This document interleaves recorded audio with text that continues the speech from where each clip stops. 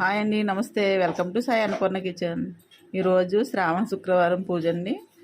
దానికోసం పరమాన్నం వండుకోబోతున్నాం. ముందుగా పరమాన్నం కోసం సగ్గుబియ్యం ఇలా వాటర్లో వేసుకుని నానబెట్టుకోవాలండి 10 నిమిషాలు. ఇలా బియ్యం కూడా వేసుకుని నానబెట్టుకోవాలండి. ముందుగా స్టవ్ మీద గిన్నె పెట్టుకుని అందులో ముందుగా సగ్గుబియ్యం వేసుకుని ఉడకపెట్టుకోవాలండి. సగ్గుబియ్యం ఉడికిన తర్వాత ఇందులో పాలు పోసుకోవాలండి.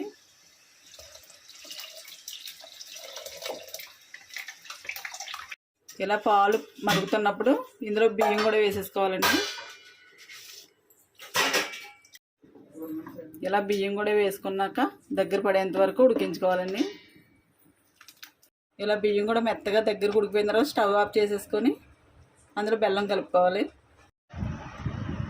ఇందులో బెల్లం కూడా వేసుకోవాలి. బెల్లం వేసుకొని బాగా కలుపుకోవాలండి. ఇందులో కొంచెం పంచదార కూడా వేసుకోవాలండి. బెల్లంతో పాటు కొంచెం పంచదార వేసుకుంటేనే చాలా టేస్ట్గా ఉంటుంది. ఓకే అండి, పరమాన్నం రెడీ అయిపోయింది.